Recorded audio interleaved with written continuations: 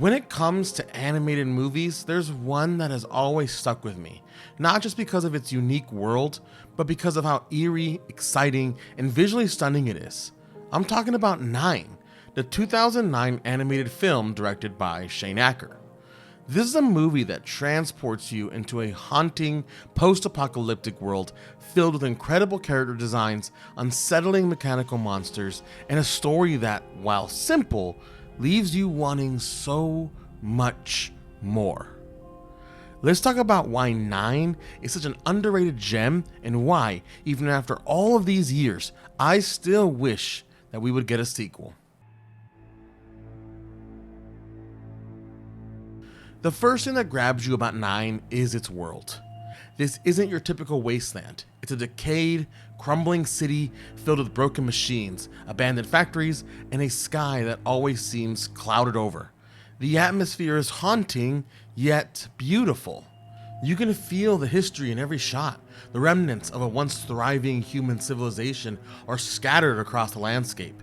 Discarded newspapers, rusting cars, and old propaganda posters. There's a sense that this world was once vibrant, but has long since fallen silent. It's chilling in the best way possible. And then, of course, there are them, the mechanical monsters. The villainous machines in 9 are some of the most unsettling creatures in animated film history. The cat beast, the seamstress, the terrifying machine itself, each one has a uniquely disturbing design, blending old world scraps with eerie, almost organic movement. These aren't just soulless robots, they feel alive, almost like twisted predators hunting their last remaining prey. The way they lurk in the fog, waiting to strike, adds a horror element that most animated films wouldn't dare to touch. And to be honest, 9 is actually pretty scary. One of the most intriguing aspects of 9 is its explanation of why humanity is gone. We've seen post-apocalyptic settings before: nuclear war, pandemics, alien invasions. But 9 gives us something a little different. A war between humanity and machines. But humanity started this war first. The story reveals that a brilliant scientist created an artificial intelligence to help mankind. But like all great dystopian tales, things went horribly wrong. The machines turned against their creators, wiping out all human life with terrifying efficiency. And that's where we meet our heroes, the Stitchpunks. The idea that the last remaining fragments of human souls are stitched into these tiny hand-sewn puppets is both beautiful and tragic. They aren't just random survivors, they are literally the last remnants of human consciousness, left to battle the very things that destroyed their world. It's such a fascinating concept, but here's where my frustration kicks in. We barely get enough of this world. The movie is short, only about 79 minutes long, and it feels like we're only scratching the surface of a much bigger story. I want to know more about the war, more about the scientists, more about how the world fell apart.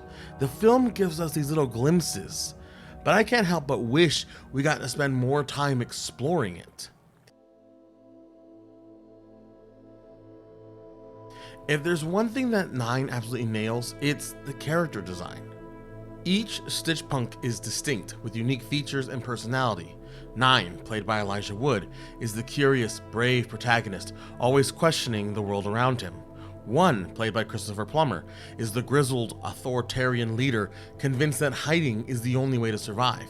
7, played by Jennifer Connelly, is the badass warrior, the only Stitchpunk who actively fights back. 5, played by John C. Reilly, is a gentle-hearted mechanic, always trying to help his friends. 6, who's played by Crispin Glover, is the eerie, prophetic one, drawing strange symbols that hold the key to understanding the world. Really fitting Crispin Glover's personality, you know? Even without faces, their designs manage to be so expressive. Their movements, the way their stitches tighten when they're scared, the way that their makeshift bodies interact with their environment, it all feels real. And then there are the machines. The contrast between the soft, fragile Stitchpunks and the jagged, metallic monsters is stunning. The seamstress with its horrifying spider-like limbs and stitched together dolls as bait is pure nightmare fuel. And the machine itself, the final boss of the film, is this hulking monstrosity of wires and gears embodying everything terrifying about AI gone wrong. The design work in 9 is just next level. Every character, every creature, every location, it's all dripping with style and creativity. And a huge part of what makes 9 work is its voice cast. Elijah Wood brings a youthful optimism to 9, making him the perfect protagonist to guide us through this dark world. Christopher Plummer's performance as 1 is commanding, making you both frustrated with him and also extremely understanding of his fear. Jennifer Connelly's 7 is a literal scene stealer, with every line dripping with confidence and experience of someone who's had to navigate this nightmare of a world. And then there's Crispin Glover as 6. His performance is haunting. There's something about his voice that just makes you want to lean in closer. He's intriguing, but you also aren't sure if he's just plain out crazy or if he's the smartest person in the room.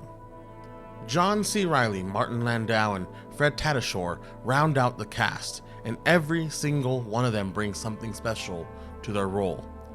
For a movie with such short runtime, these actors make every second count, adding depth and personality to each character. As much as I love 9, I can't help but feel a little bitter about one thing, and that's that we never got that sequel. The movie sets up such an amazing world, and by the time it ends, I'm left wanting so much more. The final scene where 9, 7, 3, and 4 watch as tiny sparks of life begin to return to the world is beautiful, but also raises so many questions. Are more Stitch punks out there? Is the machine really gone? What happens now that they found the scientist's truth? It feels like 9 was the beginning of a larger story, but we never got to see the rest of it.